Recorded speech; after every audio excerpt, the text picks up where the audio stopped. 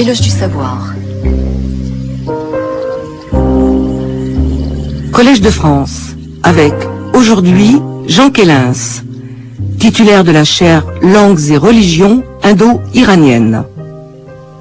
Nous reprenons ce matin l'écoute du cours donné à l'automne 2004 par le professeur Jean Kellens et intitulé Précision sur certains aspects de l'histoire des études zoroastriennes.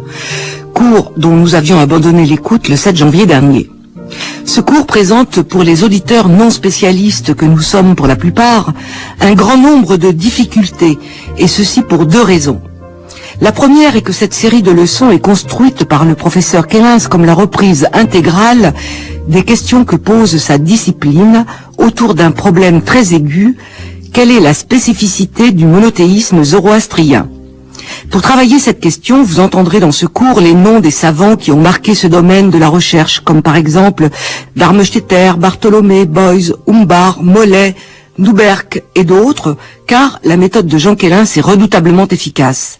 Il s'agit, en reprenant l'histoire des études zoroastriennes depuis ses débuts, vers la fin du XIXe siècle, de désigner à la fois les avancées et les impasses auxquelles chaque chercheur a été confronté. La deuxième raison des difficultés que nous rencontrons à l'écoute de ce cours est l'altérité absolue pour nous de la religion zoroastrienne, religion pourtant vivante encore aujourd'hui, par exemple en Inde, chez les Parsis, mais pour le curieux qui souhaite s'aventurer dans un monde qui lui est totalement étranger, ce cours présente un attrait particulier. Nous en étions restés lors de notre dernière écoute à l'analyse des travaux de la fin des années 50, période pendant laquelle, après celle des grands maîtres de la discipline, s'ouvre à nouveau pour l'interprétation de l'Avesta, une période très fructueuse dans le champ des études zoroastriennes. En 1959 paraîtra l'édition complète, édition, traduction et notes des Gathas par Helmut Humbar. Or, c'est un ouvrage capital. C'est une mise à jour radicale de la grammaire avestique qui en avait bien besoin après 50 ans. 50 ans après la parution des ouvrages de référence. Mais sur la compréhension des Gathas, cette mise à jour a deux effets majeurs. Le premier, le titre de l'article de Humbar le prouve assez, c'est la restauration du dualisme gathique. Les Gathas sont un texte rituel. Le deuxième point du réajustement du point de vue du sens, c'est que Humbar s'est rendu compte de quelque chose qui pourtant était très apparent, nous connaissons les cas, c'est que les Gathas s'adressent presque exclusivement à Ahura Mazda. C'est un discours tenu à la divinité, ou aux entités, accessoirement, parfois. Donc un discours tenu aux dieux, en vers.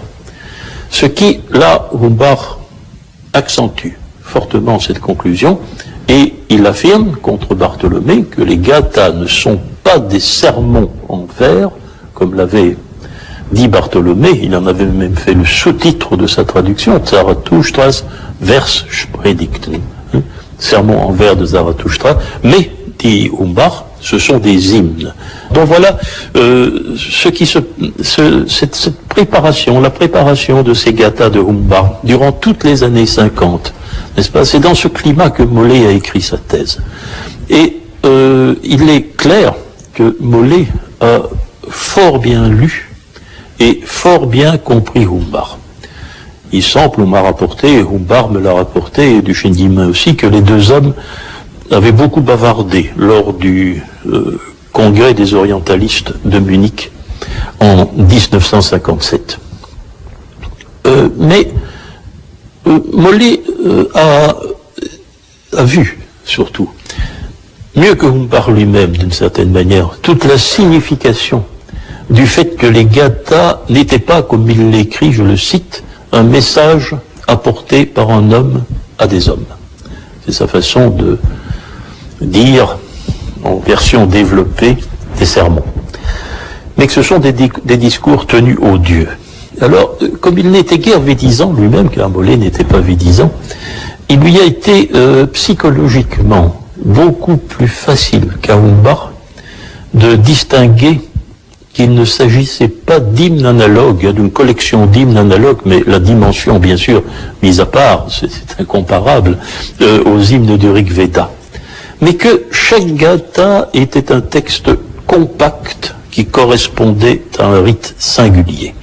C'est ce qu'il exprima dans les pages 176 à 189 de son livre de 1963. Or, ici, nous nous trouvons devant un débat important.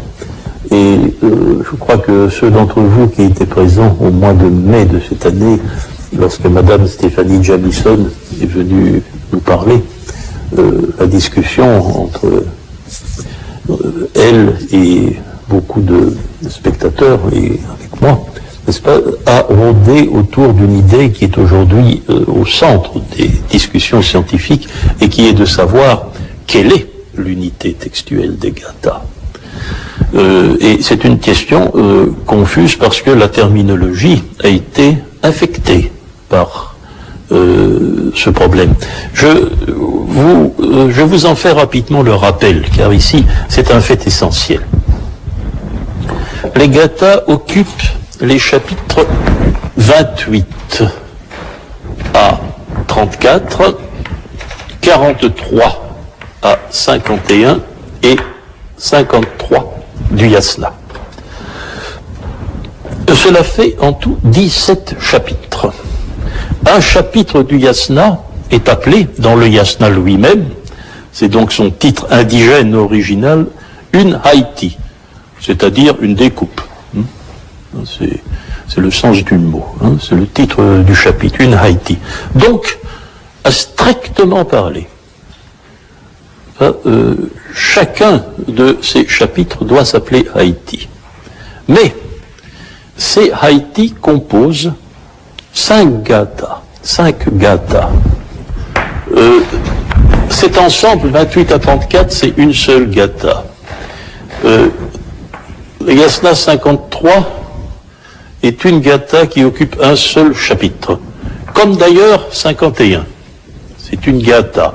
Et dans l'ensemble 43 à 50, il y a 2 chapitres. Il y a 2 gathas, voyez, or, là où la terminologie s'en mêle, c'est le fait suivant. C'est que l'on a considéré d'une manière générale, à la suite de Bartholomé, ou déjà de Hauck, que l'unité textuelle était la Haïti. Et l'habitude a été prise d'appeler la Haïti gatha.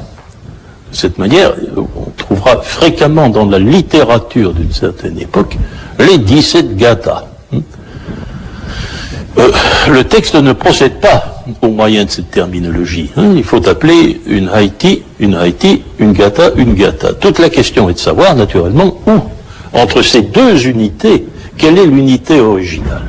Il faut savoir que chaque gatha a pour seule unité visible, tout au moins superficiellement, le maître. Chacune est rédigée dans un maître spécifique, selon des principes de versification spécifiques. Dès lors, l'idée avancée sur leur principe d'organisation a souvent été que les textes avaient été regroupés dans des ensembles fondés sur la similitude du maître.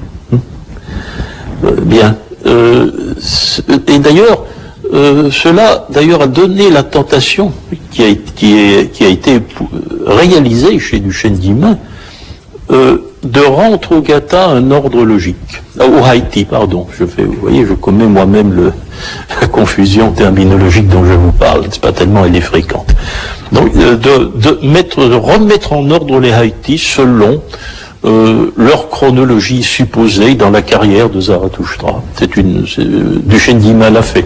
C'est très gênant d'ailleurs, parce qu'on ne sait jamais où on doit chercher quel texte.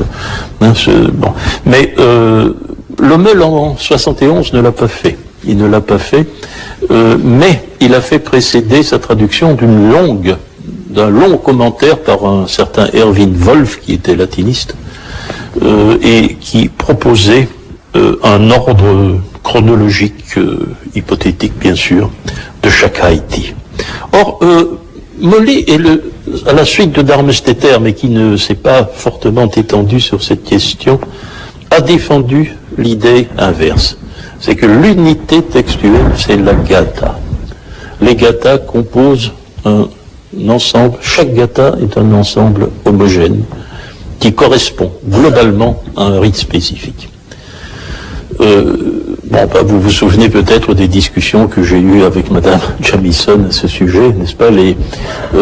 Madame Jamieson, Stéphanie Jamieson, comme Helmut Hinz, qui a consacré un article récent à cette question, comme aussi un professeur de San Francisco, Martin Schwartz, tente de démontrer que l'ensemble homogène, c'est la Haïti au moyen de certains éléments stylistiques qui fait surtout intervenir un principe rhétorique que le monde francophone ne connaît pas très bien, mais qui a un énorme succès dans les discussions rhétoriques dans les pays de langue allemande, n'est-ce pas?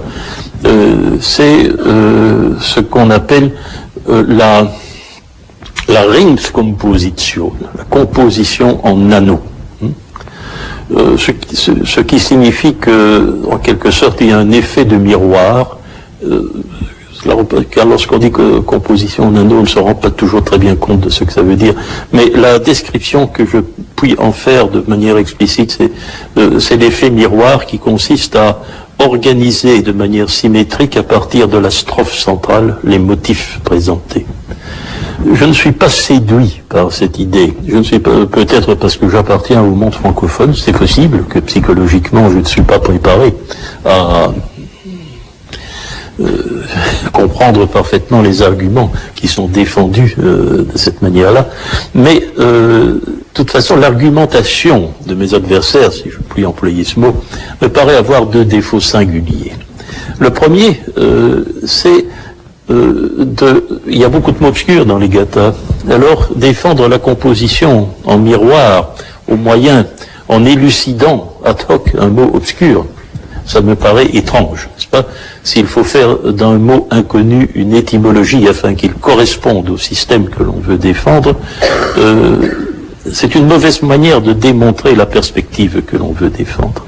Une autre perspective, c'est de faire intervenir, et ici c'est toujours sur fond d'incertitude sémantique, c'est de faire intervenir non pas la répétition des mots eux-mêmes, mais la répétition de supposés synonymes.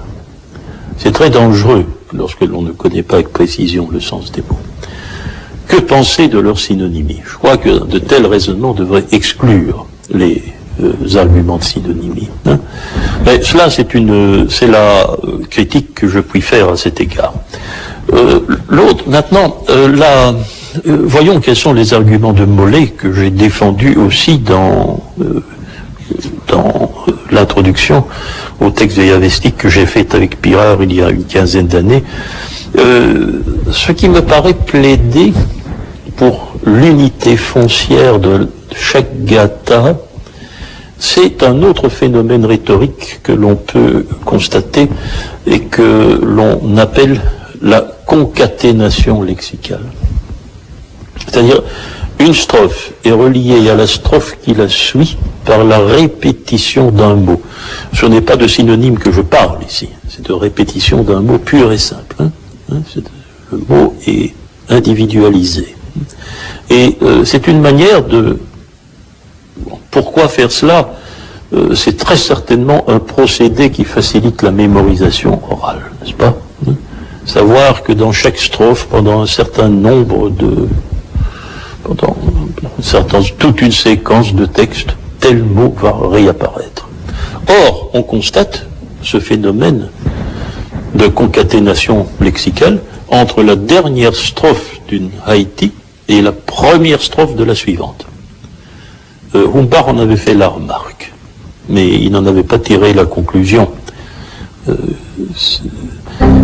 Mollet a très bien vu ce procédé. L'autre argument là, que nous avons pour défendre l'unité foncière des gathas, c'est que chaque gatha passe, semble-t-il, par un nombre obligé de thèmes. Il faut faire allusion à tel schème de la doctrine, à tel autre, à tel autre. Je prendrai le facteur le plus visible et le moins soumis à l'interprétation. C'est qu'il faut nécessairement, dans chaque gatha, évoquer une fois un certain nombre de personnages. Une fois et une seule. Telles choses me paraissent difficilement s'expliquer par le hasard. Dès lors, on pourrait donner du corpus gathique la définition suivante. C'est la réunion de 5 textes homogènes, la gatha, qui ont pour particularité d'être rédigés dans un mètre spécifique, là tout le monde sera d'accord, et chaque gatha est la variante abrégée de celle qui la précède. Car toutes les gathas sont progressivement de plus en plus courtes. C'est sans doute un principe qui a présidé à leur arrangement. La plus longue d'abord, la plus courte pour finir. Ça semble le principe de la réunion des textes. Donc, mais cette réorganisation textuelle-là, si Molé, moi, avons raison, n'est-ce pas, nous donne l'idée que ce n'est pas une collection d'hymnes. 5 gathas, c'est trop peu. Surtout qu'il s'agit de variantes d'un même genre littéraire. N'est-ce pas ? Il est donc difficile, c'est pour cela peut-être que cette idée est si difficile à faire admettre, il est difficile de voir dans ces textes les vaticinations sporadiques, n'est-ce pas, qui ont émaillé la carrière d'un prophète. Il y a 5 textes au lieu de 17, c'est plus difficile. De surcroît, chaque texte, par sa régularité conceptuelle, apparaît comme correspondre à un rite qui sans doute est d'une longueur variable, mais qui est le même, et qui reste à définir. Ça, je vous l'ai dit, j'ai été trop audacieux dans les textes vieillavestiques il y a 15 ans, parler d'un sacrifice à Ahura Mazda. Ceux d'entre vous qui, il y a 2 ans, ont entendu mon cours sur le Homestone savent que j'ai considéré que la réalité du rite gathique ne nous était pas, dans l'état actuel de nos connaissances, connue. Car les gathas, au contraire du yasna haptankaiti, qui se définit lui-même très bien, comme un yasna, c'est un sacrifice, les gathas ne sont pas très clairs sur leur propre nature. Elles semblent d'ailleurs, au contraire, se présenter comme un mélange de genres liturgiques. Et c'est là à quel rite correspond-elle? Je ne peux pas vous le dire pour l'instant. J'ai peut-être de petites idées, mais je ne peux pas le faire avec clarté et avec de manière à argumenter.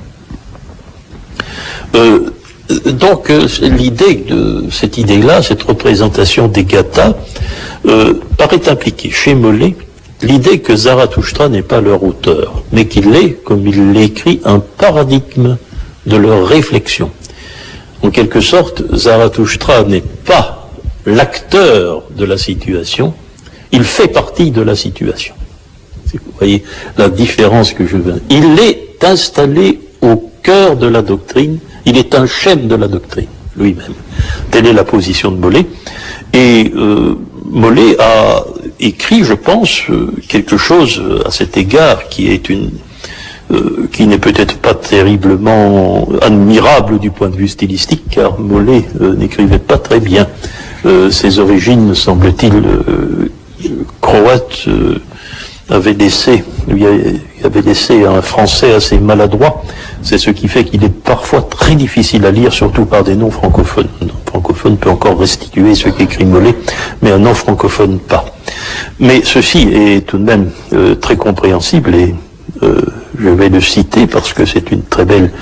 cela résume admirablement sa doctrine, dit ce qui m'intéresse en premier lieu est la compréhension des écrits mazdéens en tant que documents religieux et la définition précise de leur caractère.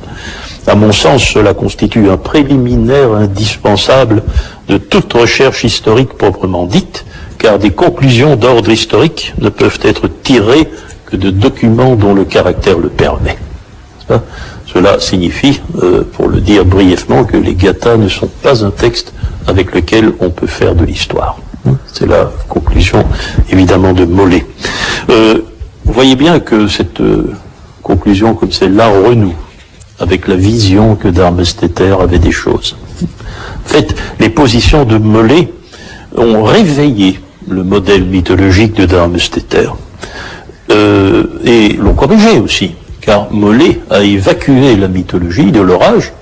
C'est ce qui rendait caduque à jamais l'interprétation de Darmesteter est évacuée, et il y a ajouté la dimension ritualiste que Darmesteter avait négligée. C'est-à-dire que l'interprétation des gathas pour Molé doit consister en une interprétation des mythes, mais aussi des rites. Pour le reste, l'interprétation qu'il a donnée du rite et du mythe central des gathas est superficiellement juste, c'est toujours le même, hein. Mais vous verrez que c'est trop court, il faudrait y apporter des explications, mais l'interprétation du rite et du mythe gathique, Spiegel ou Darmesteter l'avait vu, c'est de faire de Zarathustra le pivot de l'histoire. Il est placé au centre de l'histoire. Tout tourne autour de la carrière de Zarathustra qui est située au centre du temps humain. Ouais, ça, c'est incontestable. Personne n'a jamais rien dit autre chose s'il a abordé le texte du point de vue de l'interprétation mythologique. Maintenant, vous voyez bien que ça pose des problèmes plus complexes en réalité. Pourquoi faut-il un homme pivot? Quels sont les ressorts de cette pensée pour qu'il faille, en quelque sorte, extirper un homme de la masse de ses semblables pour en faire le centre du temps, hein? C'est en ce sens que Pirard disait dans une jolie formule, dans une conférence qu'il a fait, il disait: je ne sais pas si le masdéisme gathique est un monothéisme, mais en tout cas c'est un monanthropisme, n'est-ce pas, car il faut un homme central, n'est-ce pas. Voilà, là, pour en tenir à Molé. Je dirais que maintenant j'en viens à Mary Boyce. Mary Boyce occupe, elle aussi, Duchesne-Diemin disait qu'elle avait mis au point le système le plus, avec Molé, le système le plus novateur depuis l'interprétation depuis celui d'Armesteter. Mais inversement, il est très curieux que Mary Boyce, qui fait le même constat du polythéisme gathique que Molé, au contraire, accompagne ce constat d'une magnification extrême, il n'y en a peut-être pas eu de plus forte dans l'histoire de notre discipline, de la personne et du rôle de Zarathustra. C'est un paradoxe dans une certaine mesure, puisque Zarathustra a été dépouillé de l'innovation monothéiste et qu'il n'est crédité par Boyce que d'une seule innovation, qui est la mutation éthique des concepts ritualistes. C'est cela la position de Boyce. Si l'interprétation de Boyce vous intéresse, je vous signale que il y a quelques lectures que vous pouvez faire à cet égard. Les premières interventions de Boyce dans le domaine du masdéisme d'époque avestique, car jusque-là elle était plutôt moyenne iranisante, apparaissent en 1969 avec l'article que je vous ai commenté, On Mithra's Part in Zoroastrianism. Mais ces opinions ont été rassemblées dans les 3 volumes de A History of Zoroastrianism, dont le premier volume est paru à Leiden en 1975. C'est là, bien sûr, dans le premier volume, qu'elle exprime ses opinions sur les origines zoroastriennes. Et ces vues ont été résumées par elle-même et mises à jour aussi, parce qu'elle a évolué, dans un petit volume intitulé Zoroastrianism, simplement, et qui est paru aux États-Unis à Costa Mesa en 92. C'est un livre assez simple et il est à jour. Si je vous en conseille la lecture si vous voulez prendre connaissance du système de Mary Boyce. Alors pourquoi ce paradoxe de Mary Boyce, puisqu'il faut bien le commenter rapidement? Eh bien, c'est que Boyce a eu l'intuition. Je ne puis pas dire autre chose. Difficile de discuter une intuition d'une tradition orale souterraine qui aurait assuré des origines à nos jours la cohésion de la doctrine.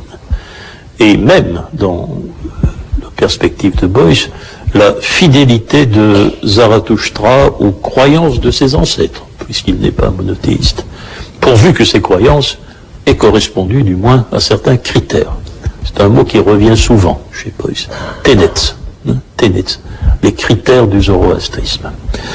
Que penser de cette intuition, c'est que elle est curieuse parce qu'elle semble établir, sans nous présenter un clergé, je vais dire, schizophrène, parce qu'il réserve à l'écrit uniquement les majorations légendaires et au bouche à oreille les souvenirs authentiques. C'est une situation curieuse, d'autant qu'elle aurait perduré pendant plusieurs millénaires. Donc je dirais le zoroastrisme de Boyce est évidemment celui qui m'est le plus étranger personnellement, n'est-ce pas, parce que je le considère comme composé de deux ingrédients textuellement impalpables. La tradition orale, échappe au texte, et la mutation éthique des concepts, que personnellement non plus je ne perçois pas.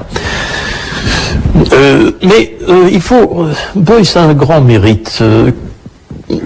Quoique sa conception, on le voit dans son livre de 92, quoique sa conception des gathas soit restée un peu anachroniquement bartholoméenne, une conception des gathas qui sont toujours celles des sermons en quelque sorte.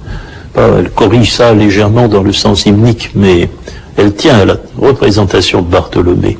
Boyce a su, mieux que Molé, expliquer le fait que les gathas ne nomment des dieux autres qu'Ahura Mazda que les entités qui lui font escorte. Molé avait simplement réfuté l'autorité de l'argument a silencio. Ce n'est pas parce que les gathas n'en parlent pas que cela n'existe pas. C'était la position de Molé. Boyce a su trouver des arguments théoriques qui sont tout de même défendables par l'examen des textes. Elle a expliqué qu'il existait une tendance indo-iranienne à ne s'adresser qu'au seul Dieu bénéficiaire du rite, à l'exclusion des autres. Cela se traduit très bien dans les pratiques védiques, par exemple, en Inde, n'est-ce pas, où il est nécessaire, c'est une nécessité absolue, que de pratiquer l'adesha, c'est-à-dire la mention sacrificielle. Ce sacrifice est pour un tel et pas pour un autre. Il y a des textes brahmaniques très amusants, n'est-ce pas, qui expliquent que si on ne fait pas ça, tous les dieux vont accourir, et ce sera un invraisemblable désordre, et le sacrifice ne peut pas marcher. N'est-ce pas ? Donc il faut absolument réserver le rite à une seule divinité. Naturellement, on peut y associer son équipe, si le dieu travaille en équipe, c'est le cas. Bien, je vois, j'ai donné dans mon livre sur le Panthéon de l'Avesta ancien de 94, une version que je crois aujourd'hui trop rigide, n'est-ce pas, de cette interprétation de Boyce, en y voyant une sorte de réglementation absolue. On ne peut pas, disais-je, prononcer d'autres noms que celui de Mazda si l'on sacrifie à Mazda. Je serais aujourd'hui plus proche de Boyce sur le caractère informel de la pratique, je pense. Mais j'y vois une confirmation. J'y vois une confirmation tout de même dans le fait que beaucoup de textes que l'Avesta récent consacre à des divinités autres qu'Ahura Mazda, et où le nom des autres dieux n'apparaît pas non plus. Il y a 2 ans, nous en avons fait la constatation pour le Homestone. Le texte à Hauma ne mentionne aucun autre dieu, si ce que Mazda lui-même d'ailleurs. Seul Hauma et Mazda apparaissent dans les textes. Seuls. Eux seuls. Même les entités habituelles, sauf Vorumana, mais nous en avons parlé, sa situation est particulière en relation avec le Hauma, ne sont pas nommés. C'est une pratique.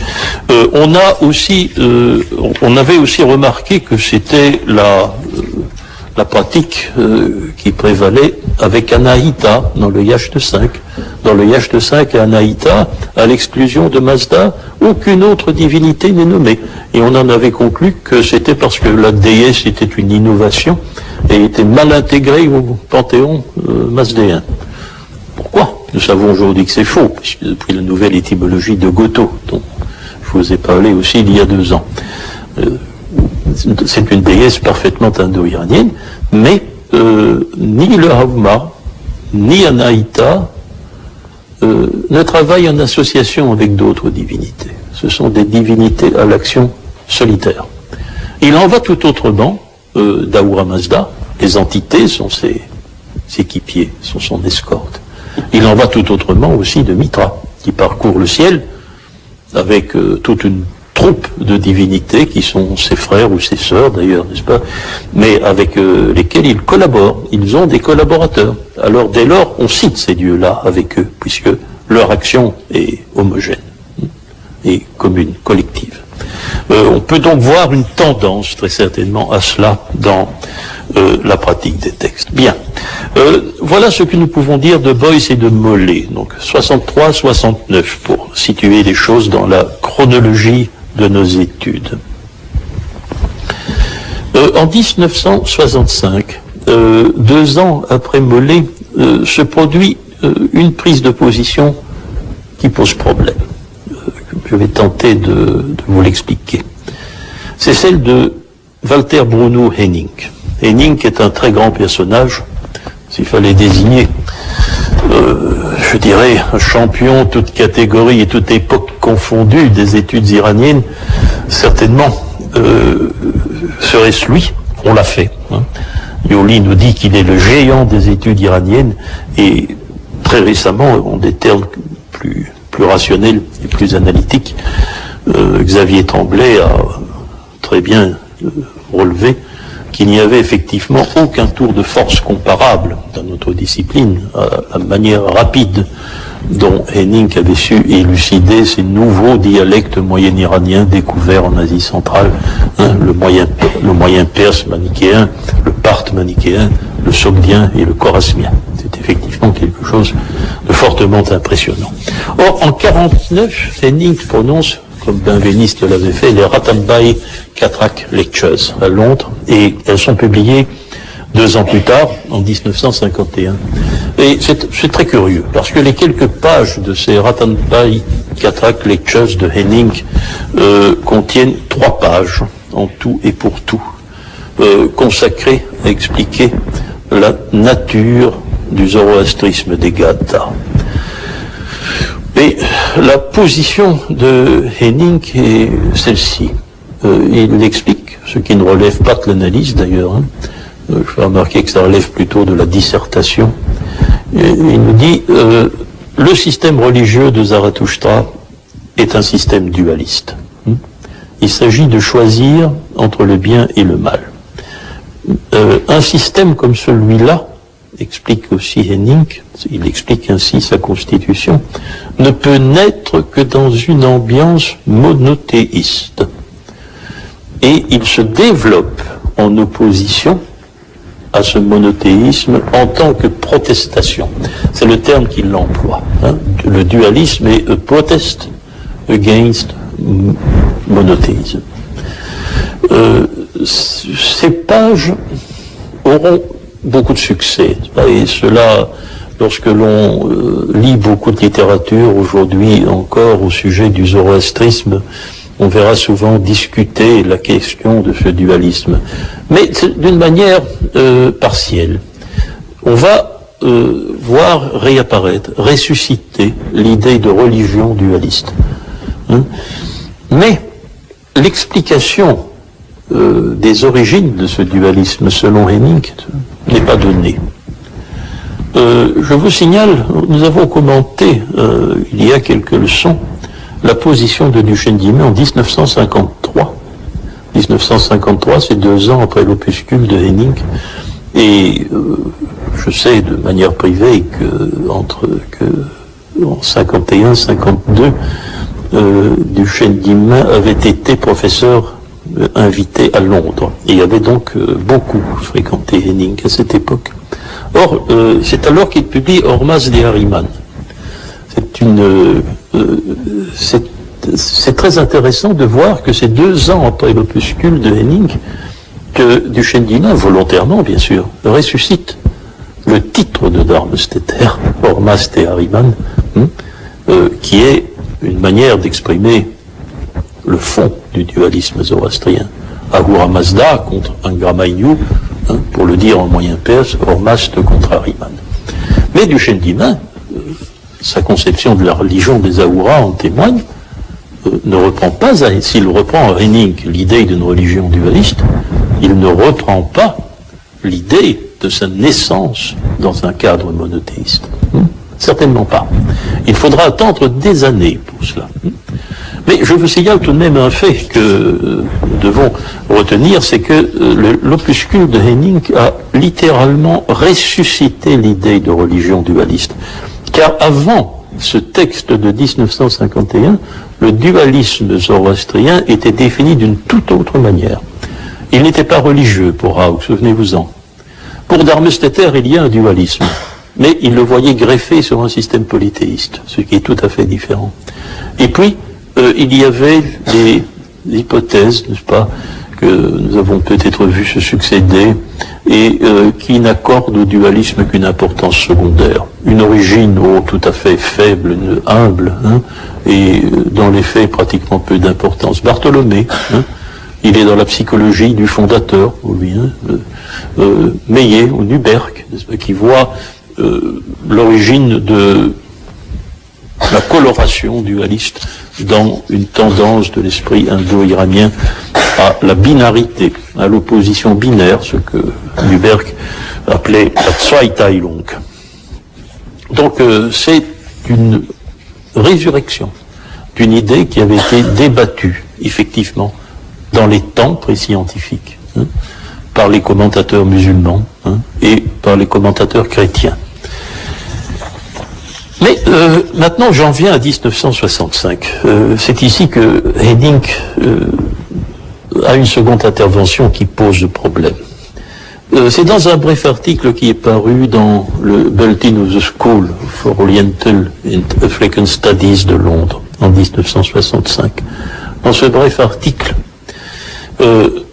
Henning, qui poursuit l'étude du sogdien, exhume des documents sogdiens du mont Moug, un troisième anthroponyme sogdien à premier terme Dev, il s'agit d'un certain Deva Stitch. Les spécialistes du sogdien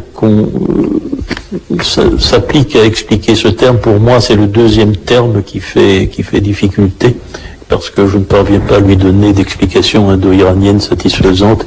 Il semble que ce soit celui qui est agité, enthousiasmé par les dieux. Et il est roi de Penj, vers 720. Ce sera l'époque d'ailleurs où il sera renversé par d'autres autorités. Et Henning voit à ce moment dans ce nouvel anthroponyme qui vient s'aligner à côté des deux dont nous avons déjà parlé, une confirmation de l'hypothèse de Lomel sur la démonisation des Devas. Donc la démonisation des Devas complémentaire de la fondation du monothéisme. Eh bien, oui. Alors, où est le problème? C'est que simplement, Henning ne se situe pas par rapport à son hypothèse précédente. Alors, a-t-il changé d'avis ou n'a-t-il pas changé d'avis? S'il a changé d'avis par rapport à son opinion de 1951, il ne le dit pas. Il ne dit pas s'il considère il ne dit pas s'il faut abandonner ou ne pas abandonner la reconstruction d'un monothéisme préexistant au système zoroastrien. Maintenant, si ce n'est pas un ralliement, on ne voit pas bien comment il peut associer de manière compatible la condamnation des Daivas et le monothéisme par Zarathustra et un monothéisme préexistant à Zarathustra.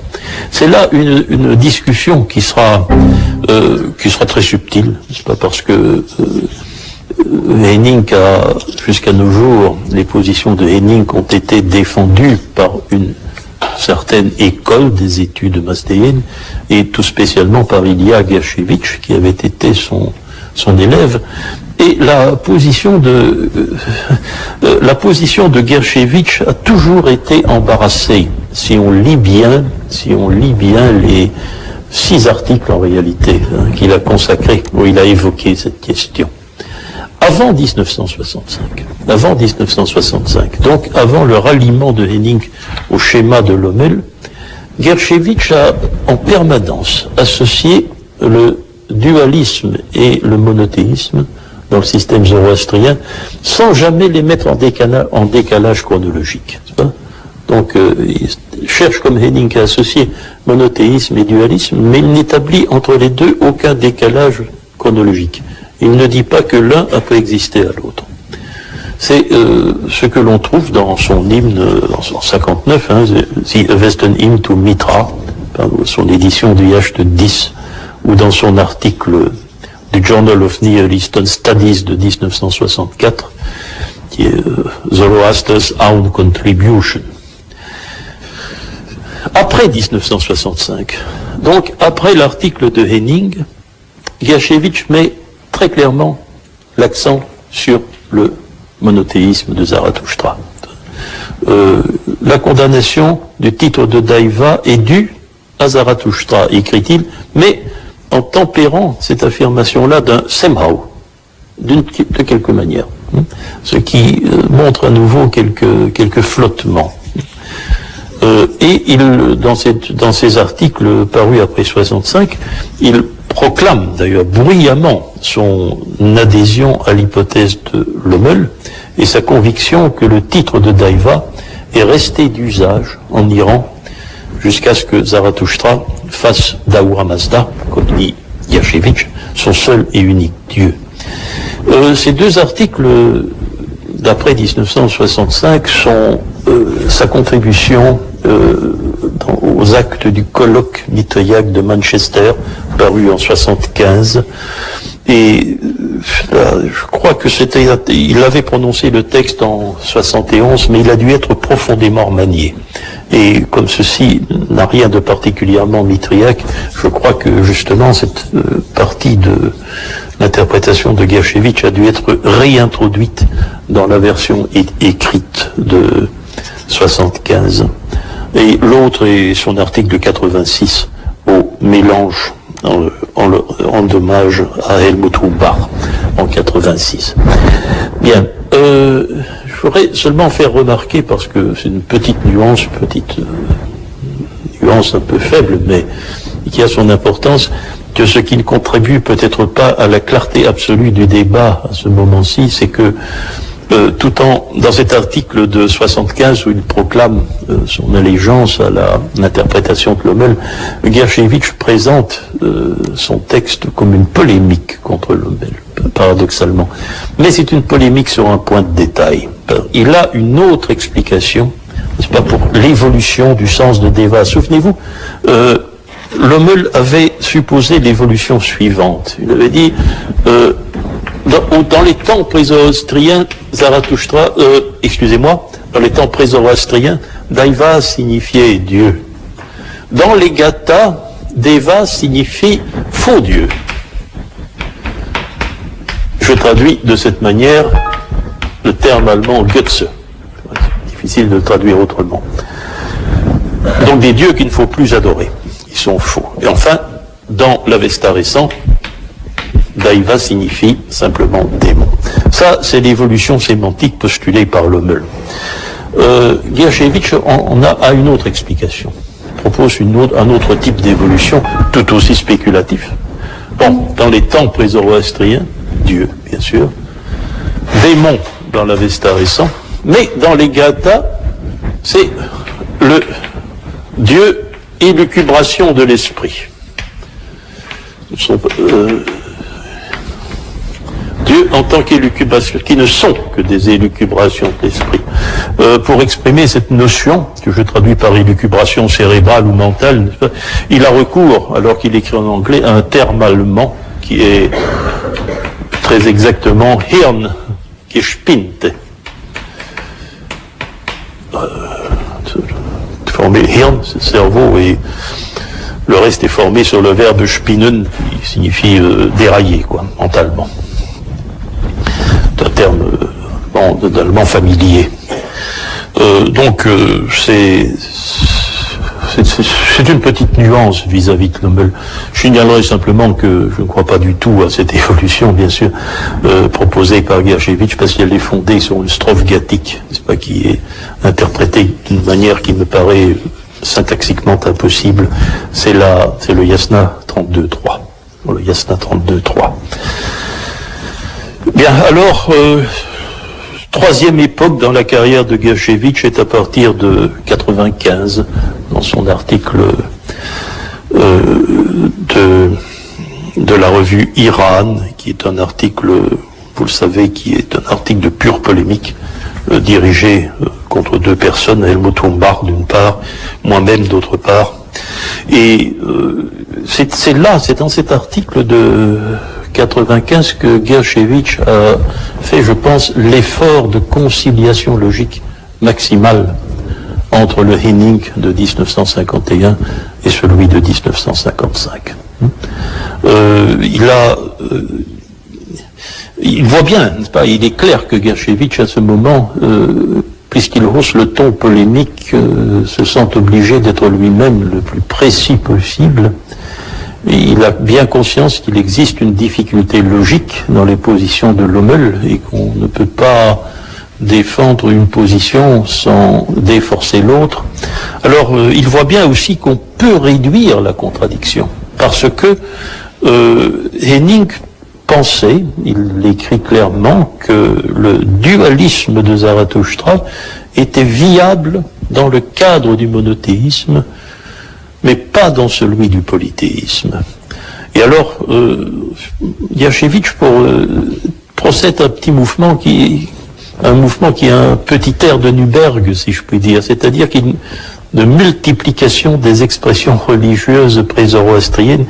Il postule une tendance iranienne à la monolatrie, et il conjecture que la seule monolatrie centrée sur Ahura Mazda, ce qui signifie qu'il y en avait d'autres, que seule la monolatrie mazdéenne pouvait produire le dualisme zoroastrien. Et puis, il reconnaît dans le dualisme de Zarathustra non pas une protestation contre le monothéisme, ainsi que l'avait exprimé Henning, mais, je le cite, une magnifique solution à l'impasse qui lui est inhérente. Alors, on voit bien maintenant dans ces termes où se trouvait exactement la contradiction fondamentale qui est apparue en 1965 dans l'interprétation du schéma de Lommel. C'est que expliquer la constitution du dualisme à partir du monothéisme est un processus diachronique, parce que le monothéisme est considéré comme préexistant, mais que leur l'association du dualisme et du monothéisme est indissoluble dans le zoroastrisme. Cela, c'est un processus synchronique, parce que elle part à une difficulté inhérente. Je crois que ce sont là, franchement, ce sont des finasseries, je pense, dont la philologie stricte pourrait parfaitement se passer. Je vais revenir au courant de nos études. Vous voyez que on tourne autour du même problème sans beaucoup avancer, et les interventions se succèdent dans le courant des années 60. Or, en 1967, 2 ans après l'article de Henning, paraît un article tout aussi bref d'Emil Benveniste dans la Festschrift für Wilhelm Eilers. C'est donc un volume d'hommage offert à un iraniste allemand. Et Benveniste publie dans cette Festschrift un très court article, 4 pages sans notes, où l'on a toujours reconnu un ralliement à l'hypothèse de Lommel. Je l'ai fait dans le Panthéon de l'Avesta ancien en 94. J'ai moi aussi défendu cette hypothèse à cette époque. Et Nioli l'a fait régulièrement dans tous ses livres depuis 1980. Or, c'est un article curieux que celui de Benveniste. Je conseille à ceux d'entre vous qui veulent aborder la littérature spécialisée d'en prendre connaissance, car